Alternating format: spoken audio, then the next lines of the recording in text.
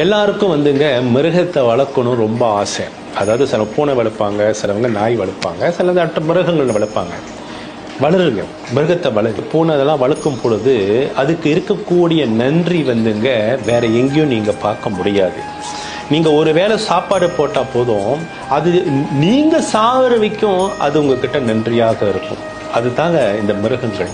அதனால இந்த நாய், இந்த பூனைலாம் நீங்க வளர்த்து பாருங்க, நீங்க வாழ்க்கையில அவ்வளவு நல்லா இருக்கணும். மனிதர்களுக்கு வரக்கூடிய கஷ்டங்கள், கவலைகள், துன்பங்கள் எல்லாமே இந்த மிருகங்கள் அது எடுத்துருமா. அது எடுத்துக்கிட்டு என்ன செய்யும்னா இறைவன்கிட்ட பிரார்த்தனை பண்ணுமா, என்னோட எஜமான் அவர் நல்லா இருக்கணும், அவர் நல்லா இருந்தா தான் அவர் நிறைய எங்களை போல மிருகத்துக்கு சாப்பாடு கொடுப்பாரு, நல்லா கவனிச்சுப்பாரு, அதனால இறைவா அவங்க நல்லா இருக்கணும்னு அந்த மிருகங்களும் இறைவனிடம் பிரார்த்தனை பண்ணுமா. இது ஒரு நம்பிக்கையில சொல்றேன். அதனால மிருகத்தை வளங்க, முக்கியமாக நாயை வளங்க. நீங்க நல்லா இருக்கலாம், நிச்சயமாக நல்லா இருப்பீங்க.